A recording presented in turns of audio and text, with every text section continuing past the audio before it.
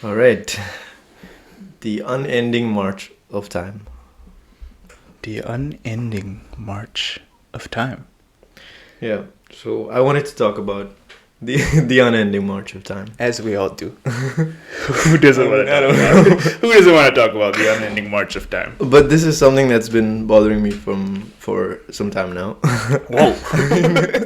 not Whoa. not not for as much as the unending march of time is. Mm. The period of time that the end of the unending march of time is pretty big. Not for that long, but for a bit. Yeah, so I want to start with before we get into time, before we get into what I like to call deep time. Deep time. All right. Deep time. Mm. I mean, I think maybe this is a term already. I'm not sure, but if it's not, it's deep time. Okay. So I want to start off by highlighting how bad we are at big numbers, right? So how bad humans are. I don't know at big about you, numbers. but I'm pretty good. I'm pretty good at big numbers. You're okay. No, but Go on. from the perspective of imagining big numbers. Mm-hmm. So you can imagine what 5 looks like. You can imagine, because the first thing that comes to mind is how many. Can you imagine 5 oranges in your head? That's easy. Yeah. Right. Got it. 10 oranges. That's Shit. still possible. No, can't imagine. Already brings on it. But let's imagine 100 oranges, right? You can kind of maybe like a box of oranges, and you can kind of imagine. But if It's a box that has the word 100 on it. Does that count? Okay. Fair enough. But you can kind of imagine how big the box is. But now, if I ask you to imagine 100,000 oranges, you completely, or at least I completely lose perspective. Like, how big is this, And when we go into the millions, it's like, I really don't know. Like, how many oranges is a million oranges? What does that look like? So what I'm trying to say is that I don't think we have a good perspective on really, really big numbers. So the classic example that we always hear is that, 1 million seconds, that's 11 days, right? It's around 11 days. But 1 billion seconds, can you guess how much that is? I mean, if I'm phrasing it this way, you already know it's a big number, but... Yeah, I don't know the actual number, but I know it's years. Yeah. So 1 million seconds is 11.5 days, and 1 billion seconds is 31.7 years. So that's, you know that a million and a billion are 1,000 like times, but you can't imagine that it goes from days to 31 years close to.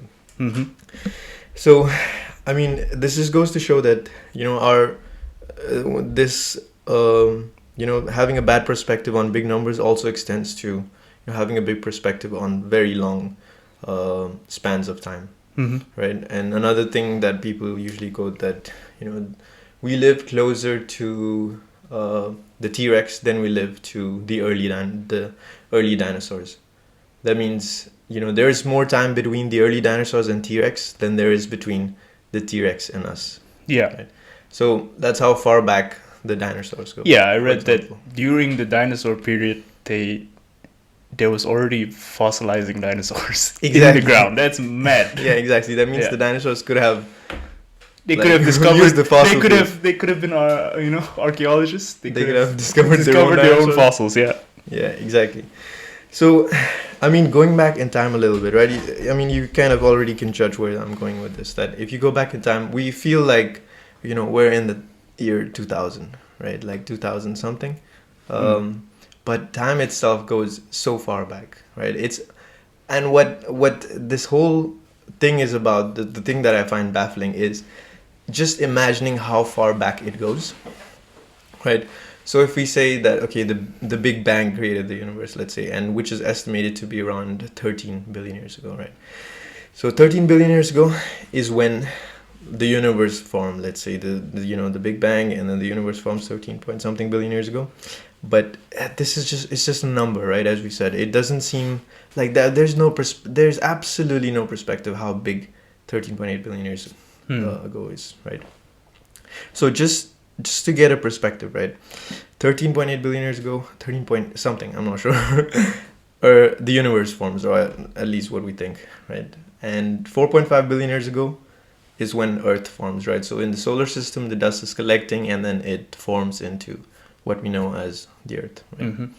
Um, and at what point do you think life first evolves on Earth? Let's say life comes into being. Do you have any perspective?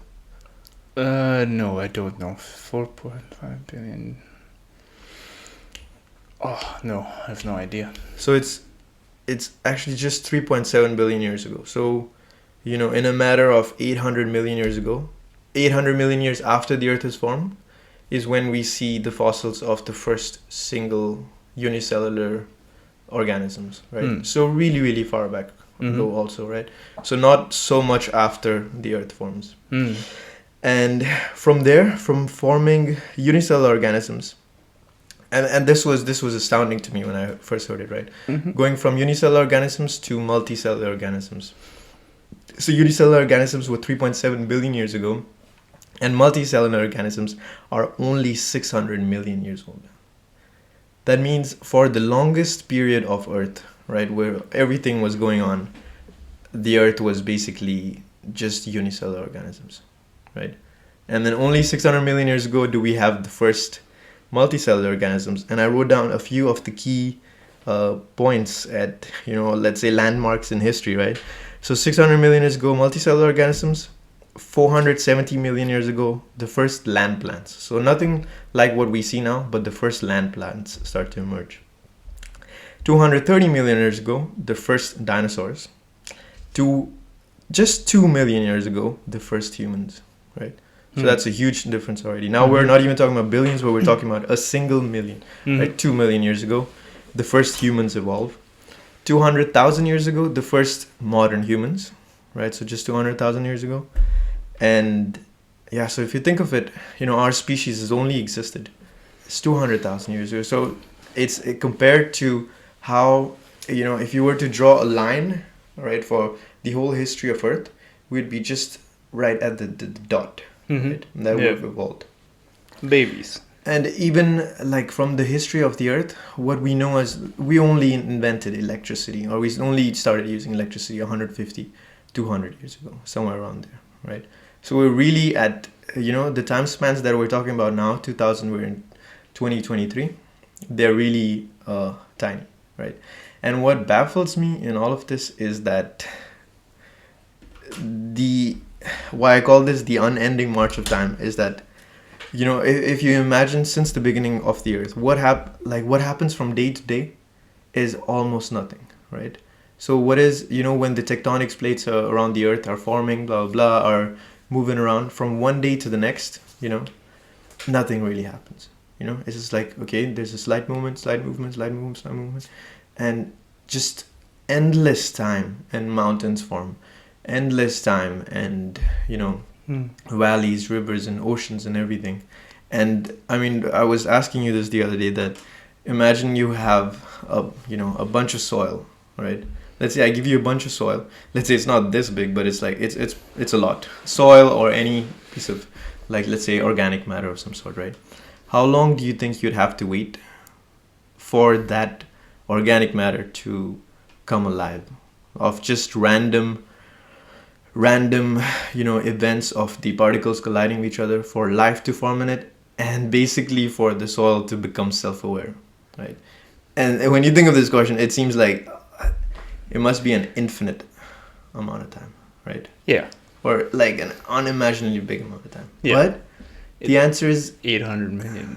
Exactly. I mean, not exactly 800 million. I mean, yeah, that's not the but answer, but it could have happened. Exactly. It did happen Exactly. in 800 million, right? The Earth formed, and then 800 million years later, from a bunch of dust and dirt and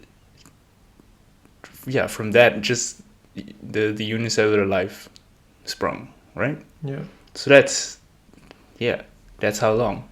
So we have some dirt here. We're gonna keep it.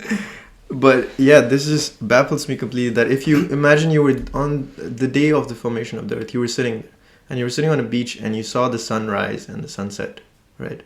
And then you sat there for every day and you saw the same sun was rising and setting and going on and going on and going on and going on for, I don't know, 5 billion years times 365 days, like a long time, and then just matter that's how long it's been that unliving matter has randomly reorganized itself to become conscious, right? And that's the part that completely baffles me. That's how long it's been.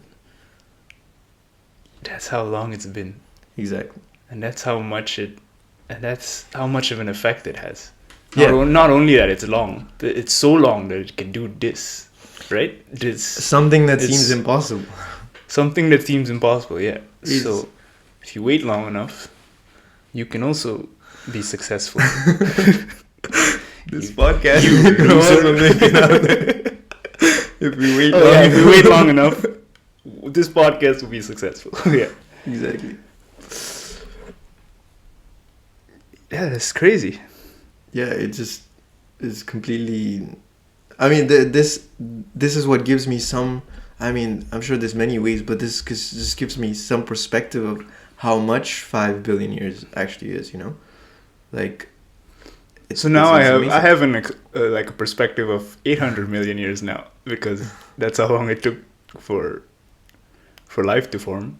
800 million years was from multicellular to us, right? So single celled life has been around for way longer, right? To get from single cellular to multicellular, it took. So single cell was around 3.7 billion years ago, and multicellular came around 600 million years ago. So all this time it's just single cells, just hanging out, just waiting. Sounds boring. For two random cells to cooperate, and then just, it's crazy. And somewhere in the middle is when we first formed eukaryote cells, which was, like when we first started having organelles in the cells, like the mitochondria, the famous... The powerhouse of the cell. Yeah. But, yeah, that's the unending march. The unending march of time.